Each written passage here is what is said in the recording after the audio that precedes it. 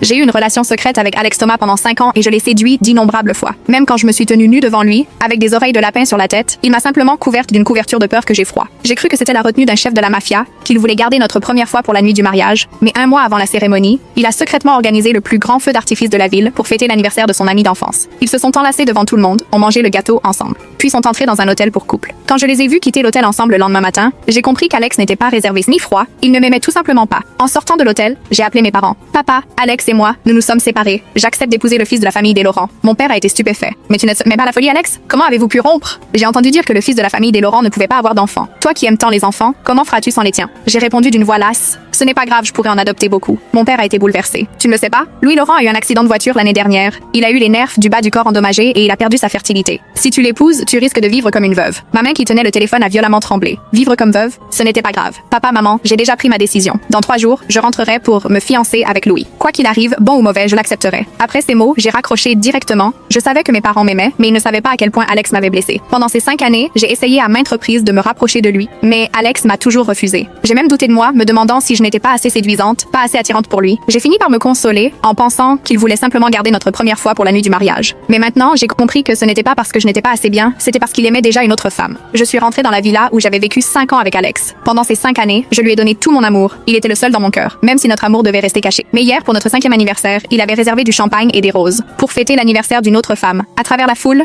j'avais regardé ses amis les féliciter. Que vous soyez unis pour la vie. Alex, quand vous vous mariez, n'oublie pas de nous inviter. En y pensant, j'ai trouvé tout cela terriblement ironique. Après toutes ces années ensemble, ses amis ignoraient jusqu'à mon existence, mais connaissaient sa relation avec elle. J'avais trouvé dans son téléphone la réservation du feu d'artifice. Je croyais qu'il l'avait préparé pour notre 5e anniversaire, alors je l'avais suivi en secret, sans imaginer qu'il faisait tout cela pour une autre femme. À ce moment-là, la sonnette a retenti. J'ai ouvert la porte, et le livreur m'a tendu un gâteau. Madame, voici le gâteau que votre mari a commandé pour vous. J'ai pris la boîte, je l'ai ouverte et j'ai vu ces mots. Chérie, joyeux anniversaire de notre amour. Mes doigts ont violemment tremblé. Le gâteau venait d'Alex, et les mots étaient de sa main. Chaque année, pour notre anniversaire, il me commandait un gâteau et y écrivait lui-même quelques mots. Autrefois, j'en aurais pleuré d'émotion. Mais aujourd'hui, je ne ressentais plus que du dégoût. J'ai posé le gâteau sur la table et observé ses formes délicates et ses couleurs sucrées. La nausée me montait au cœur. Je l'ai jeté à la poubelle et levé les yeux vers le lustre en cristal au plafond. La lumière a scintillé, comme pour se moquer de ma bêtise et de ma misère. Mes larmes ont coulé d'elles-mêmes, tombant sur le canapé avant de disparaître. À cet instant, la porte de la villa s'est brusquement ouverte. Alex est entré, et en me voyant allongé sur le canapé, il s'est figé un instant. Léa, pourquoi tu ne dors pas encore? Il a tenu un bouquet de roses rouges dans la main, sans la moindre trace de remords sur le visage. Léa, c'est pour toi. Ce sont les roses rouges que tu aimes tant. J'ai pris les fleurs et respiré leur parfum familier, un parfum que j'avais tant aimé autrefois, mais qui m'a soudain paru écœurant. Alex m'a regardé longuement en silence avant de dire: Léa, Isabelle Dubois a un cancer de l'estomac. Le médecin a dit qu'elle n'allait pas vivre très longtemps. Son dernier vœu avant de mourir, c'est de se marier avec moi.